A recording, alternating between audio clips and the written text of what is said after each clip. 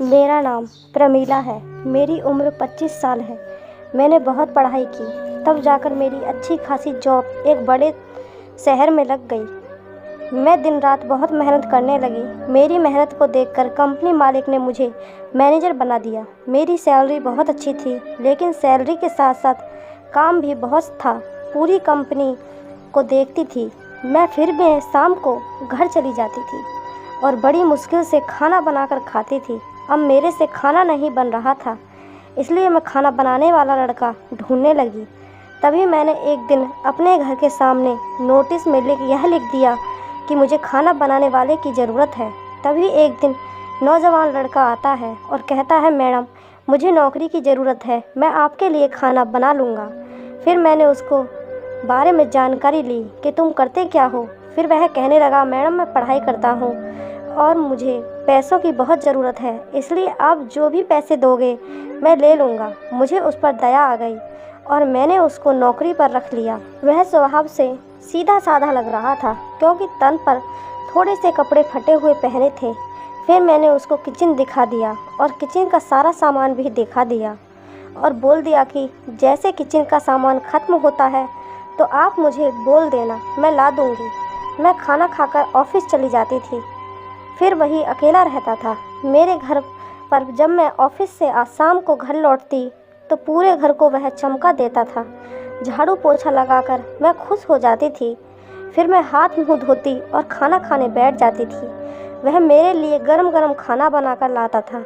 जब मैं खाना खाकर सो जाती थी तो वह अपने रूम में जाकर पढ़ाई करता था। जब आधी रात को मुझे प्यास लगी तो मैं किचन की ओर चली गई और तभी उसके रूम की ओर देखा तो लाइट जल रही थी। फिर मेरे पास जाकर खिड़की से देखा तो मैं चौंक गई, क्योंकि अभी जो समय हुआ था सुबह के 4 बजे थे और यह पढ़ाई कर रहा है। मैं सोचने लगी कि दिन भर तो यह मेरे घर का काम करता है और रात को पढ़ाई करता है, तो फिर कॉलेज कितने बजे जाता है। तभी एक दिन मैं खाना खाते खाते उससे पूछ लिया कि आप कॉलेज कितने बजे जाते हो। फिर वह कहने लगा कि मैडम मैं जैसे ही आपके घर का पूरा काम हो जाता है फिर मैं कॉलेज चला जाता हूँ और थोड़ी बहुत पढ़ाई करके वापस आ जाता हूँ। फिर मैं सोचने लगती हूँ कि मैं दिन भर अपने ऑफिस के कुछ काम नहीं करती, फिर भी मुझे लगता है कि मैं थक जाती हूँ और ये दिन भर मेरे घर काम करता है। थोड़ा बहुत समय जो बचता है फिर यह कॉलेज जाता है। फिर मुझे दया आ जाती है और मैंने उसके पैसे बढ़ा दिए। एक दिन मैं बहुत ही स्वादिष्ट खाना बनाया और मैंने इतना खाना खा लिया कि जैसे ही खाना खाया मैं सोने के लिए चली गई और गहरी नींद में सो गई। फिर मैंने एक दिन उसके परिवार के बारे में पूछने लगी कि आपके परिवार में कौन कौन है। तभी वह कहने लगा कि मैडम मेरे बूढ़े माँ बाप और एक छोटा भाई है। वह एक दिन शादी में जा रहे थे, तभी दुर्घटना में माँ बाप के दोनों आंखें चली गईं और छोटा भाई है जो विकलांग हो गया। अब मुझे जो भी पैसा मिलता है मैं ही उनका पेट पाल रहा हूँ। मुझे उसकी बातों को सुनकर मेरी आंखों में आंसू आ गए थे। कुछ दिनों बाद मैंने उसके पैसे और बढ़ा दिए ताकि वह अपने माँ बाप और छोटे भाई का पेट भर सके। एक दिन मैं जैसे खाना खाकर सोने चली गई और आधी रात को ऐसा लगा कि मेरे शरीर को कोई छू रहा हो, लेकिन जैसे ही मैं आँख खोलती हूँ तो कोई नहीं दिखता। फिर मैं वापस सो जाती। अब मुझे हर रोज़ ऐसे ही लगने लगा कि कोई मुझे छू रहा हो। जब भी मैं खाना खाकर सोती हूँ तो रात में मेरी एक बार भी नींद नहीं खुलती, क्योंकि वह लड़का खाने ही ऐसा बना रहा था कि मैं हद से ज़्यादा ही खा लेती थी, जिसकी वजह से मेरी नींद रात में एक बार भी नहीं खुलती थी। फिर मैं सोचने लगी कि मैं आज तो सच्चाई जान के ही रहूँगी कि आखिर कौन मुझे छूता है। तभी मैंने एक तरकीब निकाली और जैसे ही ऑफिस से आई तो मैंने लड़के को बोल दिया कि आज मैंने ऑफिस में ही खाना खा लिया था, इसलिए आज खाना मत बनाना। फिर मैं सो गई और सोने का नाटक करती रही। तभी आधी रात को मेरे रूम का दरवाज़ा खुलता है और मेरे बिस्तर की ओर कोई आता है। फिर मेरा हाथ पैरों को छूता है। फिर मेरे साथ ऐसी हरकत करने लगता है कि मैं दंग रह गई। मेरी आंखों से आंसू बहने लगे। वह मेरे पैर दबाने लगता है और जब भी वह मेरे पैर दबाता है तो कभी भी नज़र उठाकर मेरी तरफ नहीं देखता है और पैर दबाकर वापस चला जाता है अपने रूम में। फिर एक दिन मेरे पैर दबाते हुए मैंने उसका हाथ पकड़ लिया और कहने लगी कि रहने दो, आप मेरी इतनी सेवा मत करो।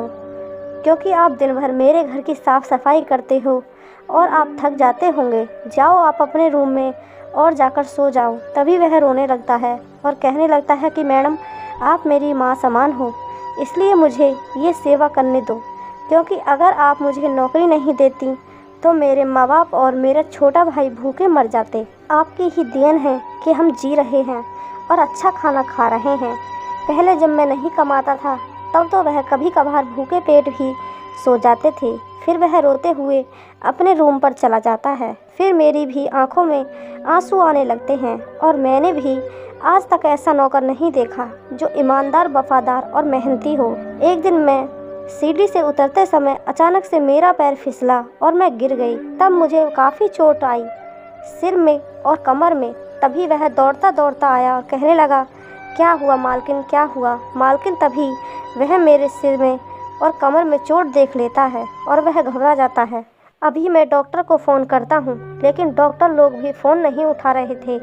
तभी वह मुझे उठाकर एक गाड़ी बुलाता है और हॉस्पिटल मुझे ले जाता है। हॉस्पिटल से जैसे मैंने अपने सभी परिचित लोगों को फ़ोन लगाया, लेकिन एक भी मुझे देखने नहीं आया। मैं रोने लगी। मेरे दोस्त हमेशा बोलते थे कि ज़रूरत पड़े तो एक फ़ोन लगा देना, हम सब आ जाएंगे आपकी मदद करने के लिए, लेकिन वह सब झूठे थे। एक भी नहीं आया मुझे देखने के लिए। यहाँ पर मेरी सेवा करने के लिए मेरे नौकर के अलावा और कोई नहीं था।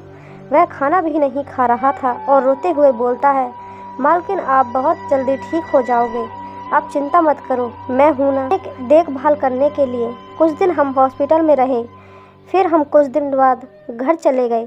तभी मैं दूसरे दिन अपने ऑफिस गई तो सभी मेरे दोस्तों बहाना बनाने लगे, ये हमारा ज़रूरी काम आ गया था, इसलिए आपसे मिलने हम नहीं आ पाए। मैं समझ गई थी कि ये सब दिखावटी कर रहे हैं। मैं ऑफिस से घर आ गई।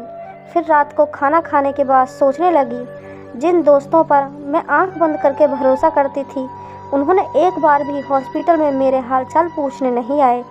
और एक यह लड़का जो मेरे यहाँ काम करता है, इसको मैं सही ढंग से जानती भी नहीं, फिर भी है रात भर मेरे साथ रहा, मेरी चिंता करने लगा और खाना भी नहीं खाया। तो देखे जाए तो सच्चा दोस्त तो यही है, और जिसे मैं दिल से चाहती थी, शादी करना चाहते थे, उन्होंने मुझे एक बार भी फ़ोन तक नहीं करा। ऐसे लोगों के लिए मेरे दिल में कोई जगह नहीं है। फिर मैं ऑफिस जाती और अपने काम से काम रखती, किसी से ज़्यादा बात नहीं करती। अब मुझे धीरे धीरे मेरे यहाँ जो लड़का था उससे प्यार होने लगा। अब मैं उससे झाड़ू पोछा नहीं लगवाती थी, सिर्फ उसको मैं ऑफिस तक कार चला के ले जाता और वापस लाता, यही उसका काम था। झाड़ू पोछे के लिए मैंने अलग से एक काम वाली लगा दी थी। अब उसकी पढ़ाई का सारा खर्चा मैं उठाती और उसको एक बड़ा आदमी बनते देखना चाहती थी।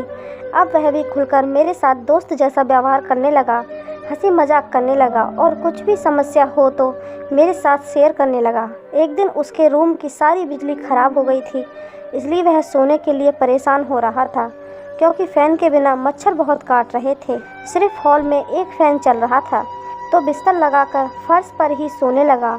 तो मैंने देखा तो मैंने उसको अपने रूम में बुला लिया।